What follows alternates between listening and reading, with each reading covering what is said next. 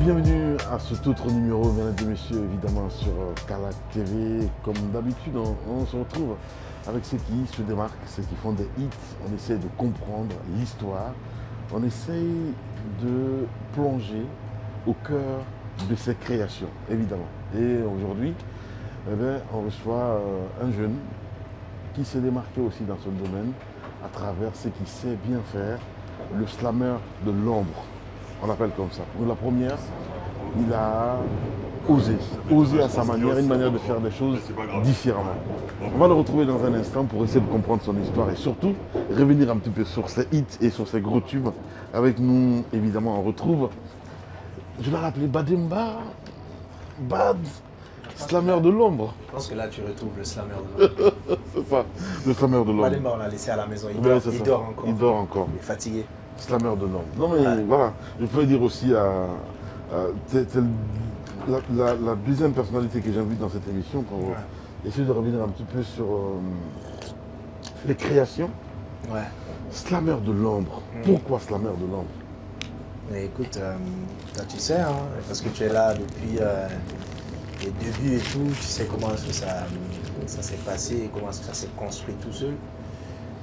Écoute, moi j'écris des textes depuis des années 2004, 2005 et c'était toujours dans l'ombre, personne ne savait exactement ce que je faisais. Donc à un moment donné, je me suis dit que c'était un peu égoïste de ma part de mourir comme ça, sans pour autant partager tout ce dont Dieu m'a fait grâce, sans vraiment que je me le demande. Et quand j'ai décidé de venir sur la scène, j'ai décidé de mettre mes œuvres à la lumière et je me suis dit que c'était important de porter un nom qui restait quand même fidèle à cette ombre qui m'a inspiré pendant des années. C'est comme ça que j'ai décidé de me faire appeler le slammer de l'ombre. C'est mon nom d'artiste, mon nom de scène et c'est parti. Voilà. Ouais. Tout ça pour dire non, un moment, je pense qu'il faut partager. Cette écriture, j'ai envie de dire, oui, c'est cela.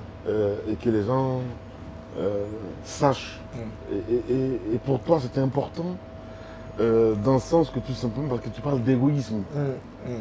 C'était important, oui, parce que pour moi, tout ce qu'on écrit, tout ce qu'on crée, on ne le demande pas vraiment. Parce que ça arrive à des moments où on ne s'attend même pas. On a juste envie d'écrire, on ressent cette envie et on met tout ça sur papier.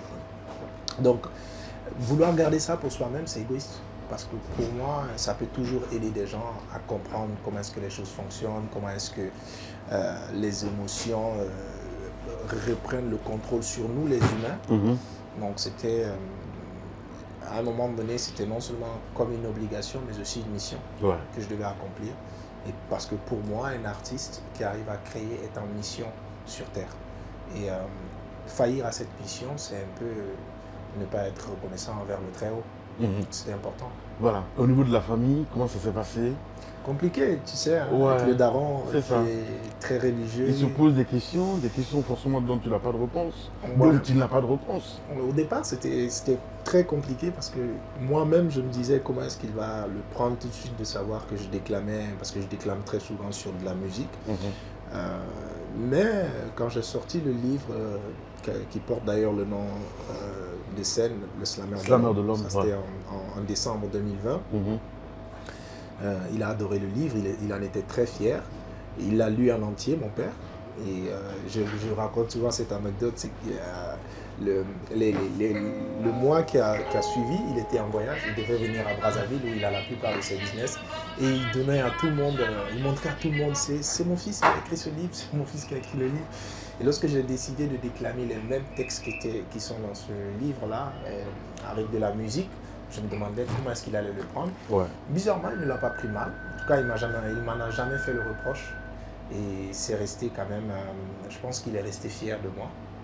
Il voit de temps à autre ce que je fais. Et puis, pour le moment, il n'y a pas de reproche. Donc ça va. On n'en a pas aussi discuté directement, lui et moi, jamais. Je comprends très bien. Il y a un petit peu, je ne sais pas comment dire ça, ce côté pudique où on n'a pas envie d'aborder, même si on est fier. Exactement. On a du mal un petit peu à sortir un petit peu. Et voilà. On va revenir un peu sur cet album, le premier d'ailleurs, il faut le rappeler. Tu parles de danse des mots. Waouh, c'est énorme. Danse des mots. Je pense que c'est le plus célèbre des titres, même sur scène, quand on le déclame, on sent que le public le connaît et tout. Ouais, ça c'est un titre quand même qui rend hommage à ce personnage-là, le slammer de l'homme, parce que je parle du fait que des mots dansent dans ma tête. Il faut les extérioriser et que très souvent ce sont les mots qui prennent le contrôle de ton esprit, qui prennent le dessus sur toi. Donc tu es obligé en ce moment d'écrire, c'est pour ça que je dis ça pétille, il faut que ça brille, il faut que ça brille. Et voilà, c'est un titre quand même d'ailleurs que j'ai remixé pour mon prochain album, le troisième qui doit sortir très bientôt. Donc j'ai fait des versions deluxe de certains titres de mon premier album et la danse des mots en fait partie. Justement, on va regarder un bout, écoutez plutôt un bout, et vous allez comprendre. Derrière, on revient sur l'historique, comment il a fait pour écrire ce titre. C'est très important, la danse des mots. Slammer de l'homme, notre invité sur Calac TV. Des mots dansent dans ma tête, ça pétille, quand ça danse dans ma tête. Faut que ça brille, c'est leur fête dans ma tête. Faut que j'écrive, quand je dis que je m'arrête. Ça me titille, ça me bouscule les neurones. Y'en a plein, c'est des tonnes. Quand j'arrête, je déconne. Et quand t'écoutes, tu t'abonnes. Ils me disent quand t'es bonne, ils me disent quand t'es conne. Ils me jugent quand je donne, et ils me parlent, me sermonnent. Quand ça danse la salsa, j'ai envie de parler espagnol. Quand ça danse la rumba, j'ai envie de parler lingala. Je suis une victime des mots, une sorte de paysan littéraire, l'ami intime des mots, une sorte de maison littéraire. C'est des mots qui dansent dans ma tête, dansent dans ma tête. Y a des mots qui dansent dans ma tête, dansent dans ma tête. C'est des mots qui dansent dans ma tête, dansent dans ma tête. Y a des mots qui dansent dans ma tête, dansent dans ma tête. Des mots dansent dans ma tête, ça pétille, quand ça danse dans ma tête. Faut que ça brille, c'est leur fête dans ma tête. Faut que j'écrive, quand je dis beaucoup de choses. En fait, tu te dis, comment c'est arrivé? Parce que le but de l'émission, c'est ça.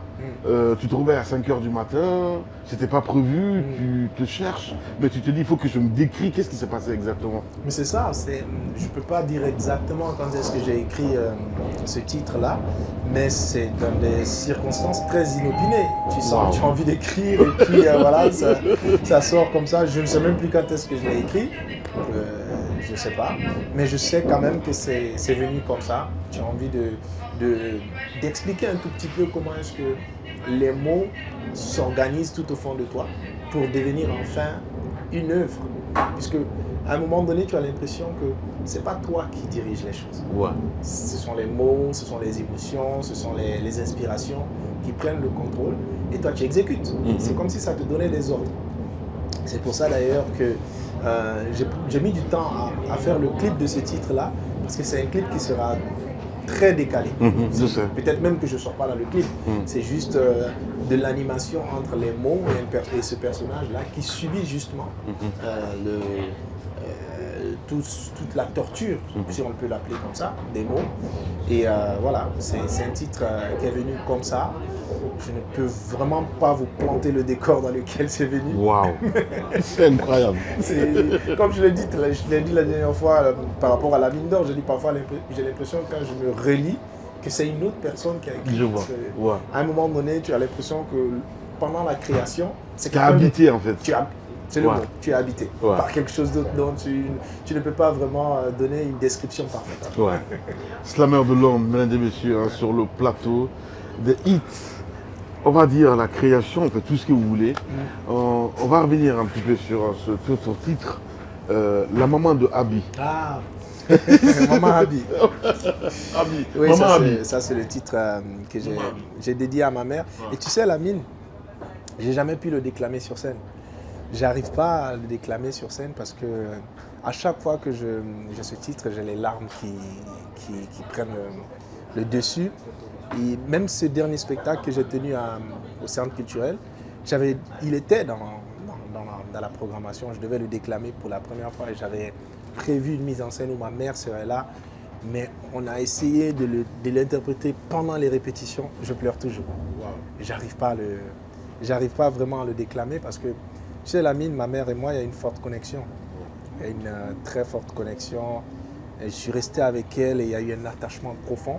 Moi, je sais qu'on est tous nés au Congo Mais très vite, mon père avait pris mes grands frères, les 4 grands frères que j'ai, c'est-à-dire le cinématographe Barry The Chosen One et Saïdou qui est en Angola, et les jumeaux.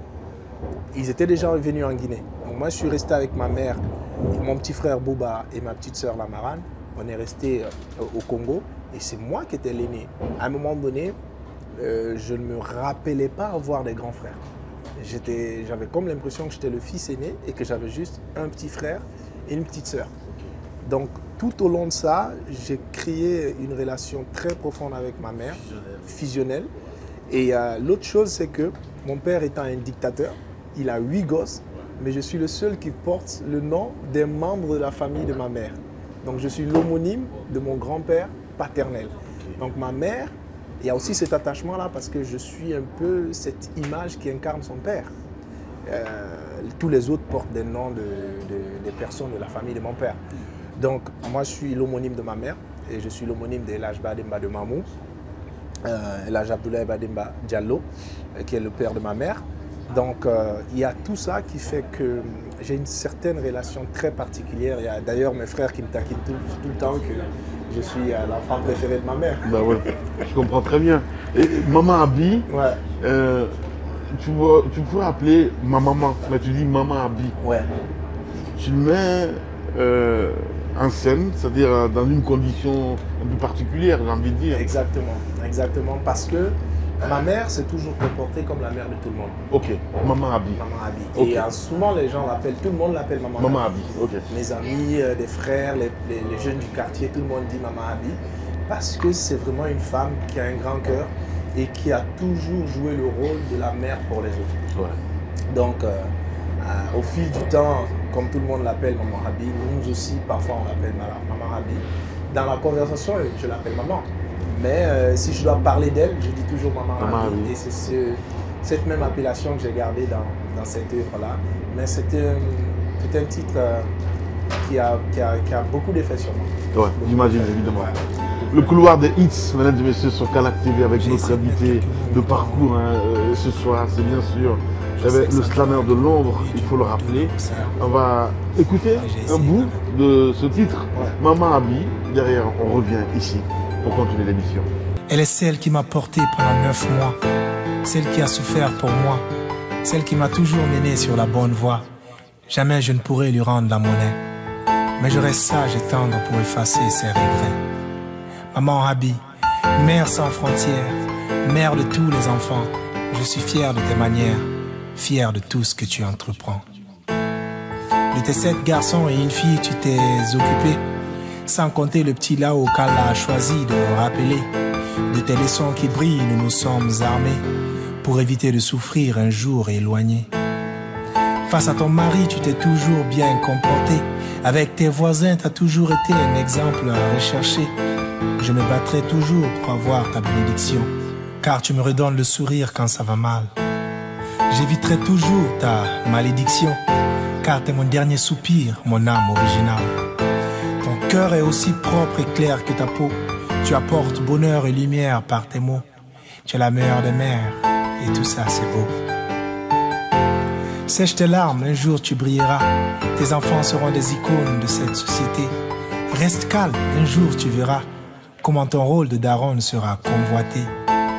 Je prie qu'Allah te donne longue vie, qu'il en donne à tes enfants aussi. Slammer de l'ombre avec nous sur ce plateau très spécial où on slame, on essaie de comprendre un petit peu les coulisses de cet album et qui fait fureur, il faut le rappeler.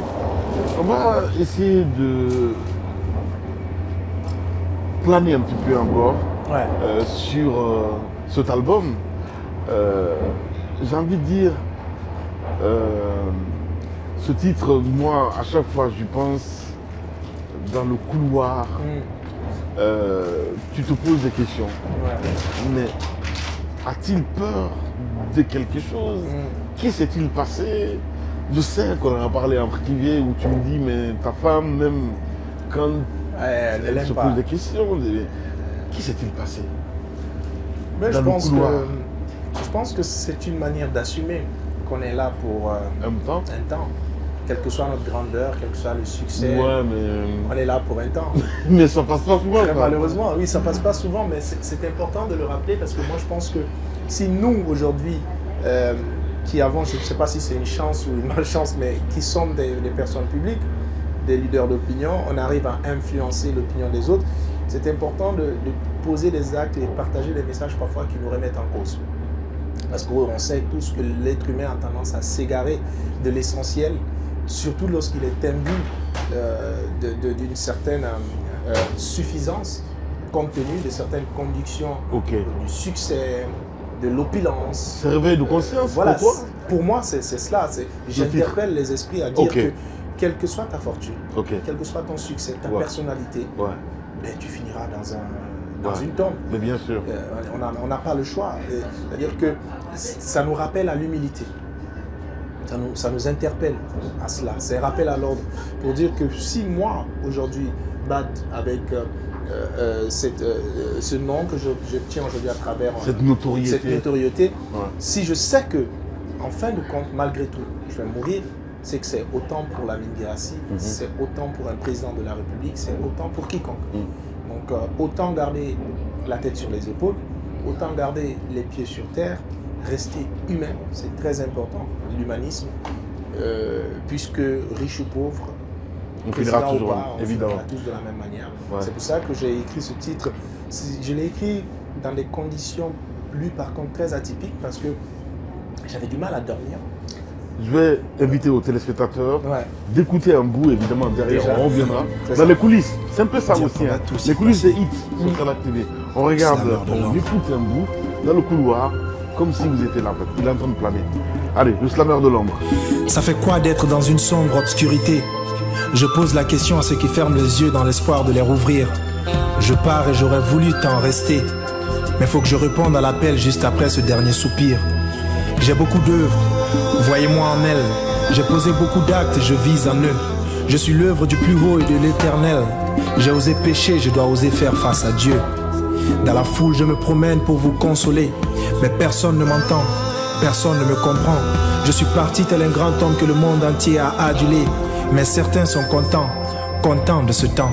C'est au présent que mon futur s'écroule et mon passé prend de la force. À présent, c'est sûr que cette foule ne peut que me pousser au fond de ma fosse. J'ai connu la joie, j'ai connu l'amertume. On dira il était bien, même si ce n'est pas vrai, c'est la coutume. Les éloges viendront de partout à titre posthume. À chaque fois que passera une image de moi en beau costume. C'est comme un journaliste qui doit rendre l'antenne. C'est comme une féministe qui se défait de la douleur qui l'enchaîne. Maman, si t'as tenu face à la vieillesse et que tu tiendras face à la tristesse, de là-haut je veillerai sur toi avec délicatesse. Je t'aime, je veux rester, mais cette fois-ci ton fils a joué sa dernière pièce. Ma première douche m'a été faite par maman. Papa, t'es si vieux et faible, mais fais la dernière douche de ton fils fièrement. Beaucoup de larmes, mais je sens beaucoup plus celle hypocrite. Des larmes qui ricanent de joie. C'est dans ce calme que je perçois la haine que l'être humain abrite.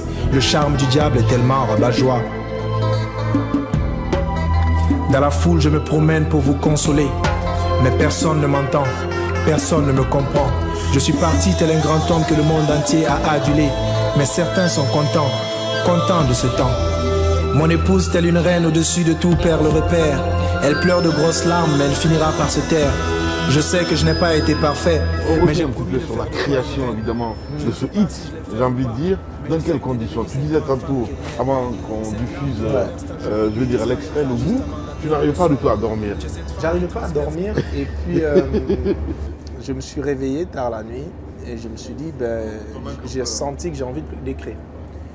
Et bizarrement, je sais exactement ce que j'ai envie d'écrire. J'ai envie de parler de ma mort. J'ai envie de dire que je pense que ma mort, voilà comment est-ce qu'elle va se passer. Et ce qui est fou dans ce texte, je l'ai écrit une fois, je ne l'ai jamais retouché. Parce qu'il nous arrive d'écrire des textes, après on les retouche, on revoit des choses. Mais lui, j'ai pris à peine 45 minutes à le griffonner et depuis ce jour, je ne l'ai jamais retouché. Il est resté authentique.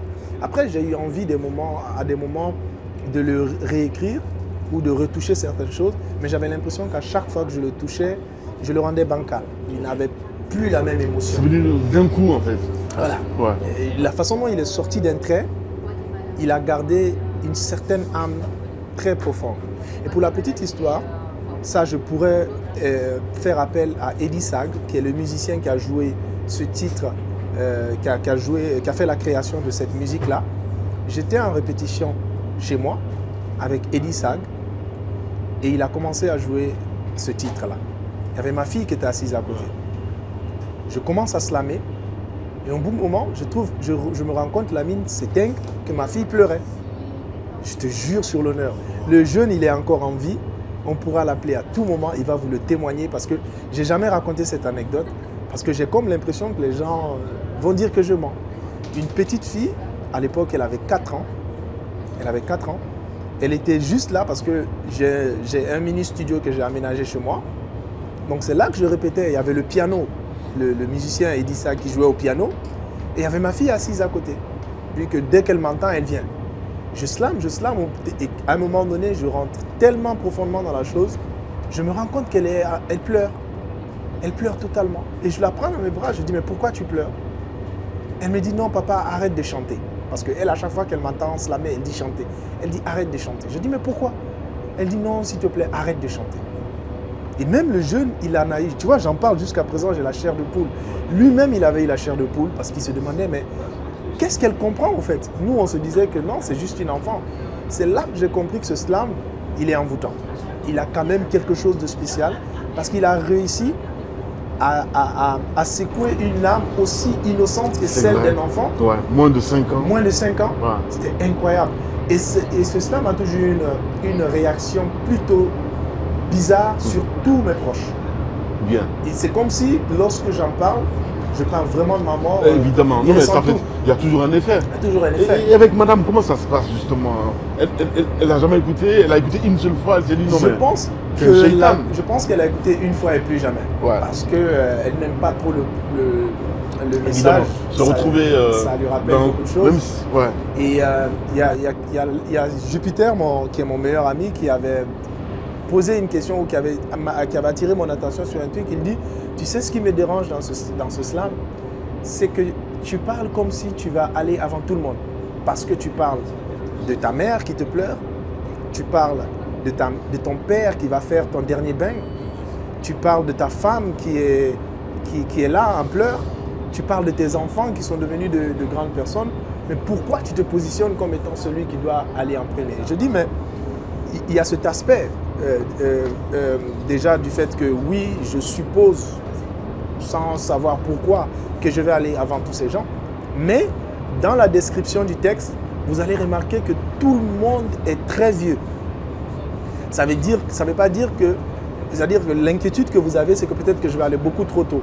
Mais en vrai, j'ai décrit ça comme moi-même je serai vieux et que mes parents seront encore plus vieux. Donc pour moi, c'est une manière de souhaiter très longue vie à mes parents. Peut-être que mon père aura 100, et aujourd'hui il a 80 ans, peut-être qu'il aura 100 et quelques années, on ne sait pas. Ma mère a la même chose, aujourd'hui elle a 58 ans, peut-être qu'elle aura 80 et quelques années. Ma femme la même chose, elle aura peut-être 80 et quelques années. Mes enfants seront de grands enfants de 30, 40 ans. En fait, le plus tard possible quoi. Le plus tard possible, ouais. C'est ce que j'essaye de dire. Ouais. Et je préfère être entouré de ces personnes qui m'aiment que de mourir quelque part et être entouré d'inconnus. Et l'autre chose, c'est que ces gens-là que j'ai cités, je pense que si c'est moi qui les enterre, je serai plus brisé que si c'est eux qui m'enterrent. J'imagine. Donc je préfère que ce soit eux qui m'accompagnent à ma dernière demeure. Le slammer de l'ombre, mesdames et messieurs, sur ce plateau, des artistes comme vous les entendez nulle part, où ils essaient de revenir un petit peu sur les tubes, sur les hits et ceux qui se démarquent à la fin du compte. On va regarder un bout. Le slammer de l'homme se retrouve aussi sur scène. Pour la première fois, ça s'est passé du côté de Kaloum, à la Blue Zone. On écoute ou on regarde un extrait et derrière on revient. Je suis une gourde pleine de salade. Si je suis atypique, c'est parce que je suis ce genre de type qui pique à temps. Si je fonce à pic, c'est pour transcender tes émotions et tes tentations à bout portant. Je suis un prototype, donc un incompris. Je suis la photo du type qui met souvent les autres à l'abri pendant que le soleil le brûle comme un cabri. Mon slam a des larmes et des peines. Comme un tam-tam, il résonne et bannit la haine. Comme une lame, ils font la peine et en sort une harmonie de rimes saines qui s'enchaînent. C'est ça le truc. Si un fait pouvait diriger la prière, mon slam serait un imam. Si l'abstrait pouvait donner la vie, mon slam serait une femme. Si un objet pouvait faire de beaux yeux, mon slam serait le charme. Et s'il devait avoir un aliment plus complet que le lait, ça aurait dû bien être mon slam. Mon slam résonne comme les griots d'Afrique. Il est d'une peau noire et d'un cœur africain avec plein d'hospitalité. C'est un marabout avec des gris-gris et plein de trucs mystiques. Il est beau, faut me croire, s'il fait l'amour à Marine Le Pen, eh bien, elle accouchera à Kunta Kinte.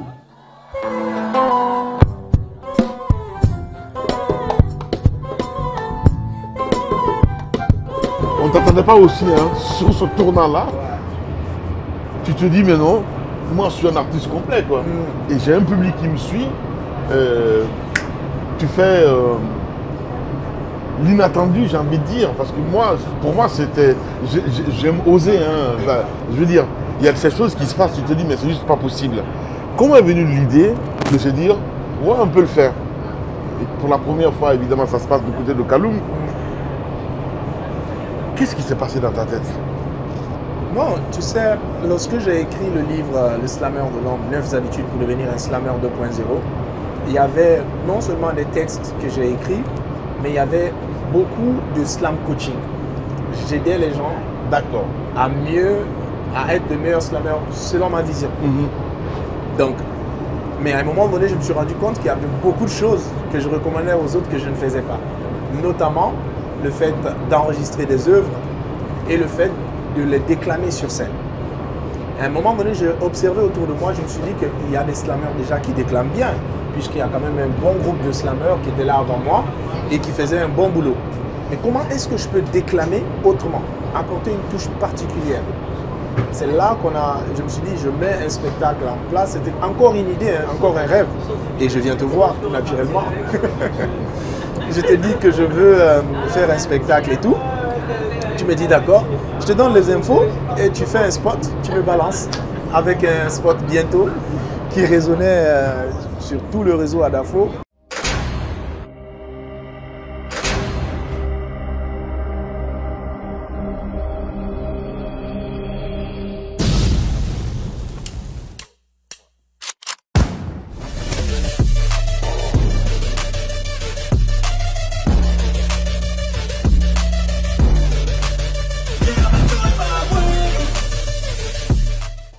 Le problème des slammers en Guinée, c'est que les gens ont du mal à les prendre comme des artistes.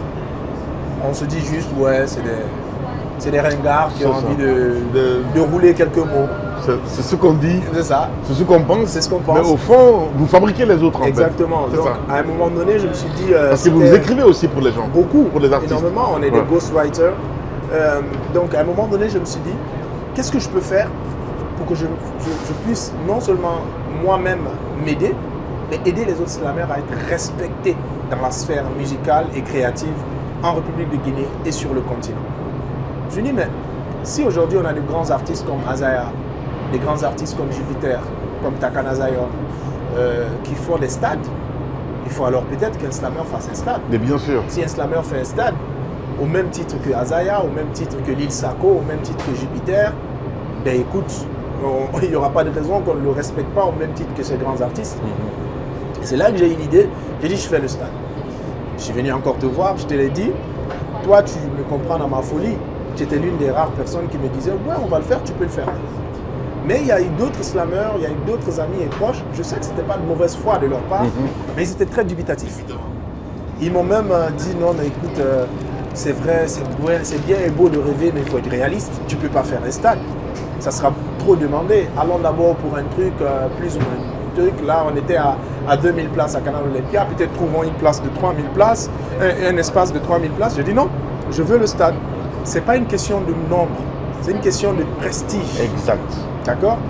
Et c'est là que j'insiste. On fait des réunions. Ils étaient toujours dubitatifs, mais disent on va faire ce stade. Et on organise ça. On a eu la chance d'inviter des grands autres slammers tels que Anne Islam, Mwasi Moindo du Congo, Abel Maxwell du Canada. Il y avait aussi Karamo Sangaré qui arrivait pour une formation de 30 femmes en entrepreneuriat. Et la bonne nouvelle, c'est que c'était des femmes en milieu local. Donc, on a fait ça et on a réussi à te faire un grand stade. Il y avait 5000 places. C'était bourré. Et la mine, tiens-toi bien, d'après mes recherches, parce que j'ai fait des recherches après, c'est le premier slammer sur le continent africain à faire un stade. Ouais. Les Guinéens ne savent pas, peut-être qu'on n'en parle pas trop. Il y a d'autres qui continuent à minimiser ce qui a été fait, mais c'est un c'est démarqué. Et être évidemment toujours là comme le premier à donner le ton. Et ça, super intéressant. C'était un exploit continental. Justement. C'est un exploit. Ça reste encore un exploit continental. On a réussi cela. Et depuis, je suis à l'aise. Je me dis, ouais, on l'a fait. On a brisé les barrières. On a cassé les doutes et tout ça. Et franchement, depuis ce jour, moi, j'ose dire certains cachets à certaines personnes, ils me le payent.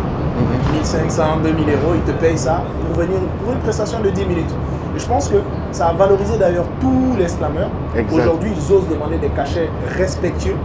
Parce que quand tu dis slam, on voit quand même des artistes qui ont aujourd'hui la capacité de remplir des salles et des stades. Donc, et ça a donné aussi le temps à beaucoup d'autres jeunes artistes slammeurs d'oser créer des spectacles dans des salles. Parce qu'avant, le slammer, c'était quelqu'un quand il a 50 places, mais il jubile. Mais aujourd'hui, un slammer qui te fait 300 places, c'est rien en Guinée. Mais bien sûr. Bah, écoute, c'est 300 places quoi. Parce que j'ai vu des jeunes slammers très compétents qui ont pu te faire la salle du Canal Olympia à 300 places. Et un clin d'œil, il y a le championnat national de slam qui remplit des salles de 100, 200 places. Donc pour moi, on a donné le temps sur quelque chose de fort et on en est fiers de savoir que cette révolution-là provient de nous et de notre audace. Voilà, slammer de l'ombre, mesdames et messieurs, avec nous sur ce plateau de Kalat TV. N'est-ce pas que vous êtes gâtés? On dit il y a jamais 2 sans 3. D'abord, un focus sur un titre quand même dont on pouvait dire c'est les Rastas qui pouvaient le faire. En tout cas, je vais dire les artistes engagés, vraiment. C'est l'hymne à la liberté. Ça se passait en 2024 et nous sommes en Guinée. Vous le savez très bien, ça a commencé en novembre 2024 jusqu'à cette date fatidique, le 22 mai 2024, où carrément on ferme les stations de radio et télé. Et lui, il s'est dit, mais non, moi je suis un artiste engagé, j'ai envie d'écrire. On va écouter un bout et derrière on revient. Ah mais non, nous ne nous tairons pas. Nous allons commenter vos actes et informer le peuple. Nous allons respecter le pacte de lutter contre les politiciens véreux. Pour des impératifs de sécurité sociale, ils bouchent les yeux et les oreilles de la société. C'est facile de gouverner un peuple sourd, muet et aveugle, surtout si vous avez muselé ceux qui doivent commenter. Sans même le tenir par la main, il vous suivra comme un troupeau à la recherche de pâture à brouter. Des médias qui vous ont facilité le renversement de ceux qui faisaient le même mal que vous faites aujourd'hui sont persécutés. Alors l'histoire se répète. Dans le miroir, les mêmes erreurs du passé se regardent en souriant sur le tête. Ce n'est plus un bras de fer, mais une bataille riche en coups de tête. Tout règne éphémère, comme celui de ceux qui sont à la barre de ta justice aujourd'hui. Cette presse que tu aimais hier est celle que tu juges de juge injuste qui perturbe tes nuits. Pourtant, cette même presse a diffusé ton procès au nom de la patrie. Je suis une radio, je ne me tairai pas. Je suis une télé, celle du peuple, je ne m'éteindrai pas. Internet n'est pas ton droit, mais le nôtre, on s'en passera pas. Nos ondes sont brouillées, notre liberté d'expression est grillée. Mais ce qui est sûr, ces dirigeants sont embrouillés. Je suis une radio, je ne me tairai pas. Je suis une télé, je ne me teindrai pas. Internet un droit, je ne m'en passerai pas. Qu'on en retourne en Colantina, mon Coloma. Je suis une radio, je ne me tairai pas. Je suis une télé, je ne me teindrai pas. Internet un droit, je ne m'en passerai pas. Qu'on en retourne en Colantina, mon Coloma. Internet n'est pas un droit, nous dit-il. Ok, d'accord. Et la liberté d'expression qui passe par la radio et la télé, n'est-ce pas aussi un droit? C'est ça faire l'amour à la Guinée? Lui mettre un doigt? Je préfère encore l'époque du 2 doigts. Au moins on se les prenait pas gentiment dans le noir. Nous sommes les rivières du sud, avec une boussole qui est supposée nous indiquer le nord. Boussole en bout dissoute, éclaboussée au sol, nous a indiqué que le remords. Un peuple perdu ne sachant plus si le soleil se lève vraiment à l'est, car le pays est devenu la Corée du Nord de l'Afrique de l'Ouest. C'est la voix du roi qui règne, mais le règne du roi perd sa voix. Même le roi des rois saigne, c'est le signe du roi qui perd sa voix. La presse n'est pas la voix du pouvoir en place, mais celle du peuple. Si le pouvoir exécutif presse le 4e pouvoir, cela est dupement injuste. À la naissance, un nouveau-né annonce son arrivée, la gueule grandement ouverte. Nous ne la fermerons point, comme Toussaint l'ouverture. Une grande presse a une grande gueule, quel que soit le gain ou la perte. Quand tout va capoter, ne comptez pas sur nos points pour toute la couverture. Ce n'est pas nouveau que le sauveur devienne l'oppresseur. Mais depuis le 5 septembre, on a cru à beaucoup d'exceptions. Ah, on a l'impression que cela n'a duré que quelques heures. Quand tu fais bien ton taf au micro, le brouillard sera ta seule sanction. Je suis une radio, je ne me tairai pas. Je suis une télé, celle du peuple, je ne m'éteindrai pas. Internet n'est pas ton droit, mais le nôtre, on s'en passera pas. Nos ondes sont brouillées, notre liberté d'expression est grillée. Mais ce qui est sûr, ces dirigeants sont embrouillés. Je suis une radio, je ne me tairai pas. Jamais. Je suis une télé, je ne me teindrai pas. Jamais. Internet un droit, je ne m'en passerai pas. On retourne en Colontine à mon Coloma. Je suis une radio, je ne me tairai pas. Je suis une télé, je ne me teindrai pas. Internet un droit, je ne m'en passerai pas. On retourne en Colontine à mon Coloma. La transition basée sur une grande refondation est en train d'entacher la nation. L'autorité de régulation des postes télécommunications est à présent l'OTAN déguisée pour la strangulation des potes de la population. Elle régularise quoi au juste? L'oppression des métiers de l'information. Tout est monté en grade sauf le niveau de vie du Guinéen qui préfère celle d'hier. Tout est monté à la liberté. Ouais. Waouh. Quel culot. J'ai envie de dire quoi. Ouais. Quelle audace. Comment t'es venu l'idée? Tu te dis non. Ouais, ben, je suis slammer, je suis aussi journaliste, parce que ça, il faut le rappeler.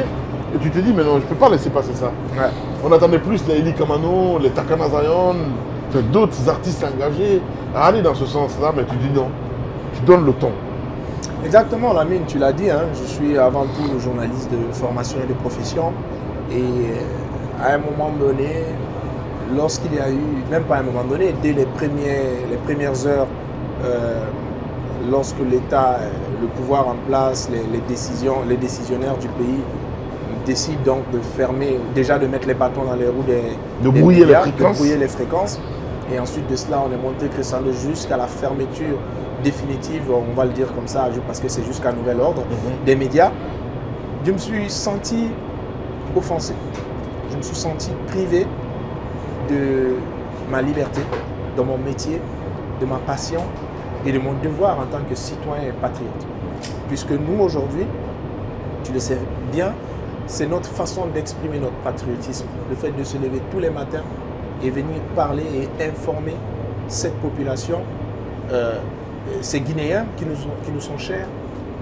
Servir ce pays, c'est notre devoir de citoyenneté. Et voir qu'aujourd'hui, ce sont les pouvoirs en place qui nous privent de notre devoir de citoyenneté, tout en même temps dénonçant le fait que le Guinéen manque de citoyenneté. Il y a un paradoxe quelque part. Donc je me disais que je ne peux pas rester ainsi. J'ai eu envie de faire une tribune, j'ai eu envie de faire un article publié sur le site d'Espace et tout, mais je me suis dit que ça, c'est quelque chose que tout le monde peut faire. Alors, ça c'est un. Et l'autre aspect, c'est que si je fais une tribune ou un article comme ça, je serais obligé de respecter l'éthique et la déontologie journalistique, alors que ce qui bouillonnait en moi n'avait pas envie d'être encadré. J'avais envie de dire les choses claires. L'artiste. L'artiste. Ouais. Et ça, c'est l'art qui nous donne cette liberté-là. Ouais. La façon dont on dit les choses de façon crue dans une œuvre d'art, on ne peut le faire nulle part ailleurs. Donc c'est là que je me suis dit, j'écris un texte. Je commence à l'écrire, et à un moment donné, j'appelle Sidi à la prod, qui est le musicien qui a composé.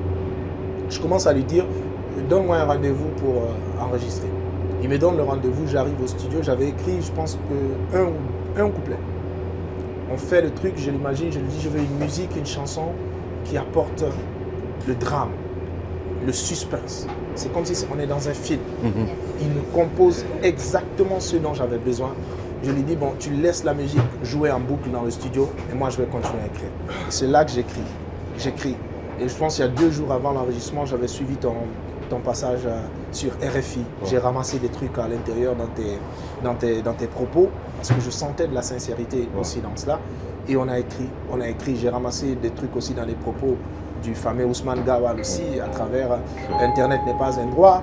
Et on a écrit, on a sorti ce titre-là. Et quand il est sorti, ça a fait ce qu'il a fait. Quoi. Et ça continue évidemment, toujours, évidemment. Il faut le rappeler, mesdames et messieurs.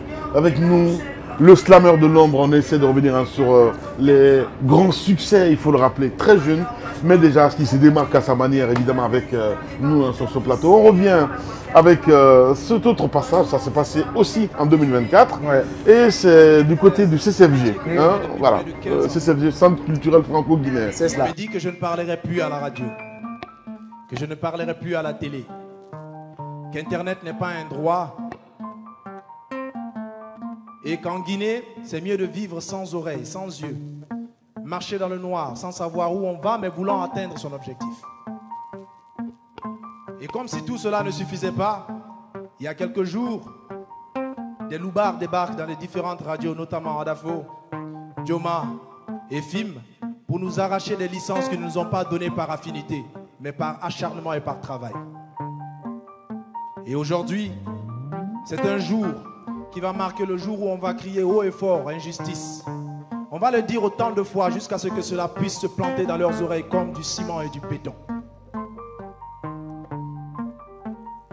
Et la seule télévision qu'on nous impose de regarder, c'est la RTG, qui est en train de nous afficher un culte de personnalité incroyable. Et l'autre voix que nous entendons à la RTG, c'est « Taisez-vous, on fout le bordel !» Ah, maintenant, nous ne nous tairons pas. Nous allons commenter vos actes et informer le peuple. Nous allons respecter le pacte de lutter contre les politiciens véreux. Pour des impératifs de sécurité sociale, ils bouchent les yeux et les oreilles de la société. C'est facile de gouverner un peuple sourd et muré et aveugle. Surtout si vous avez muselé ceux qui doivent commenter, sans même le tenir par la main. Il vous suivra comme un troupeau à la recherche de pâture à brouter. Les médias qui vous ont facilité le renversement de ceux qui faisaient le même mal que vous faites aujourd'hui sont persécutés. Ah, l'histoire se répète. Dans le miroir, les mêmes erreurs du passé se regardent en souriant sur le tête. Ce n'est plus une bataille, mais une bataille riche en coups de tête. Tout règne éphémère, comme celui de ceux qui sont à la justice de ta barre aujourd'hui. Cette presse que tu aimais hier et celle que tu juges de juge injuste qui perturbe tes nuits. Pourtant, cette même presse a diffusé ton procès au nom de la patrie. Ah, je suis une radio, je ne me tairai pas. Je suis une télé, celle du peuple, je ne m'éteindrai pas. Internet n'est pas ton droit, mais le nôtre, on s'en passera pas. Nos ondes sont brouillées, notre liberté d'expression est grillée. Mais ce qui est sûr, ces dirigeants sont embrouillés. Alors moi je me réveille avec des photos évidemment pour dire, enfin sur TikTok, où les gens qui mettaient les bouts, Les extraits. des extraits et tout ça, je me dis mais c'est pas possible. Et mieux, l'État qui s'approprie même Fait de la récupération. de la récupération, je vais dire, de ce spectacle. Je te vois sur scène une fierté. Tu te dis mais ouais, on l'a fait. Saudade, c'est ça. Ouais, c'est ça. C'est l'album Saudade. Ouais. Pas l'album, le spectacle. Le spectacle. Qui s'est tenu au CCFG. Alors, Lamine, lorsqu'on a fini le spectacle du stade, Ouais. et que je me suis dit qu'on a brisé La chaîne. la chaîne, Ouais. exactement. Merci pour l'expression. C'était important de revenir dans un cadre plus institutionnel. Ouais. C'est là qu'on décide de faire le spectacle Saudade au Centre culturel franco-guinéen. Les gens étaient étonnés de voir que d'habitude je les présente sur des espaces de 2000, 5000 places et là j'étais obligé de les circonscrire dans 300 places et c'était gratuit. Ouais. Parce que j'avais promis que le spectacle suivant allait être gratuit.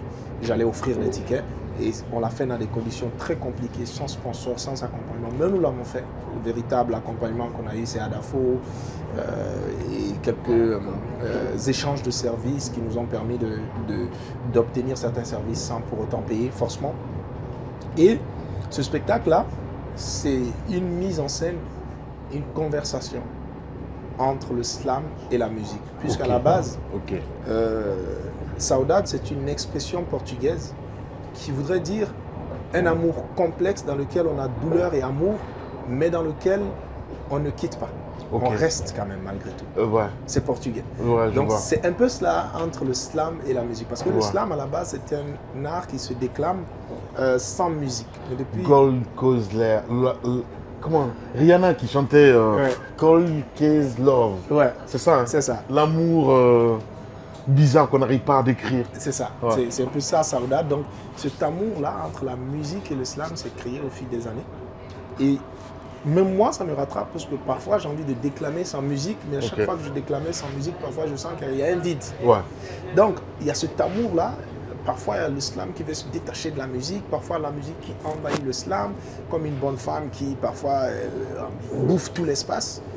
Et je me suis dit que c'était important de faire ce spectacle-là pour faire comprendre aux gens comment est-ce qu'il y a tiraillement entre l'islam et la musique. Et c'est là qu'on crée le spectacle Saoudat, vous l'avez compris. Il y a un personnage sur scène qui arrive comme étant la musique, et moi je suis représentatif au slam. Et on se fait l'amour et la guerre sur scène durant tout le spectacle. C'est 1h10 de spectacle. Et le spectacle s'ouvre avec le titre « Quand ma plume est rose », qui est un titre que j'ai écrit pour mon épouse, à notre mariage. Mais là, je l'ai dédié plus à la musique. Et il finit par le titre « Liberté », qui L'hymne à la liberté. Voilà, l'hymne à la liberté qui boucle le spectacle. Et c'était aussi guichet fermé du côté du centre culturel franco-guinéen. Les gens avaient kiffé. C'était de très beaux moments de spectacle. Ouais. Slammer de l'homme, mesdames et messieurs, évidemment avec nous sur ce plateau. Un plaisir immense de revenir. On va le retrouver d'ailleurs, parce que c'est pas fini, j'en suis sûr et certain. Alors, que peut-on dire de plus, les dates à venir pour 2025, pour 2026, qu'est-ce qui est prévu, mon cher Bad, mon cher Slammer de l'ombre? Là, tu as l'exclusivité, j'ai mon prochain album qui sort qui s'appelle Tungsten. Tungsten. Tungsten. Ouais. Ok. Tungsten, c'est un métal très lourd qui vaut très très cher. D'accord. Et c'est d'ailleurs le petit nom aussi de l'actuel prince Charles de l'Angleterre. On l'appelle de Tungsten. Ça veut dire que le métal très lourd et valeureux. Ouais. Donc c'est comme ça que cet album-là s'appelle Tungsten. J'y ai mis beaucoup d'engagement, beaucoup d'implication. C'est un album pour lequel j'ai énormément de respect. Comme on le dit, on l'a mis à un autre niveau. Il y a des titres qui sont repris en version deluxe, comme La danse des mots, comme Mon Slam, comme beaucoup d'autres titres. Je pense qu'il y en a 3 qui ont été repris en version deluxe. Et puis on a quand même enregistré 25 titres. 25 titres. Ouais, mais je ne pense pas qu'on mettra les 25 pour l'album. On va trier. Ouais. En tout cas. Forcément, il y aura le côté spectacle, j'ai envie de dire. Exactement, forcément. Voilà. L'année prochaine, normalement, en mai 2025, vous aurez la 4e édition du Festival des Slammers de l'Ombre, où on me retrouve chaque année sur scène. Et puis, il y a la sortie de cet album. Normalement, si tout va bien, l'album sera en téléchargement légal sur toutes les plateformes ce mois de décembre. D'accord. Et le mois de mai 2025, on sera encore sur scène pour un autre spectacle, le Slammer de l'Ombre, Inch'Allah. On continue à rêver et à grandir. Il y a des clips qui seront tournés aussi, notamment ici en France et du côté aussi de Conakry. Ce sont entre autres des projets qui sont en cours, mais surtout, ça me tient à cœur de sortir cet album qui est le 3e, l'album Tungsten. Je rappelle que j'ai sorti le premier en 2020, intitulé Le Slammer de l'Ombre. Le 2e en 2022, intitulé Salade de Slam. Et puis le 3e, Tungsten, qui sort normalement au mois de décembre 2024, Inch'Allah. Toujours un plaisir de t'avoir, mon cher ami. Merci beaucoup. Et puis on va se retrouver forcément pour d'autres numéros. Merci à Steve le Guinéen Camara, à Molagui, mesdames et messieurs, à toute l'équipe. On se quitte avec le Slammer de l'Homme, avec un titre que lui-même il va essayer de proposer maintenant. Ouais. Et on se retrouve très prochainement sur Kalak. Exactement. Donc je propose le titre, je ne sais pas trop, je propose quel titre je propose le titre 100 degrés Celsius. C'est un très beau titre aussi qui parle d'amour. Il ne faut pas qu'on termine juste sans propager un tout petit peu d'amour. Allez, bye bye, on se retrouve. 100.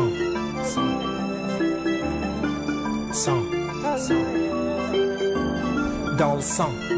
100 est le nombre de ces jeunes qui ont pataugé dans leur sang.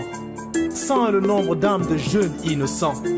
100 sont ces fils d'autrui tués parce qu'ils réclamaient des droits absents.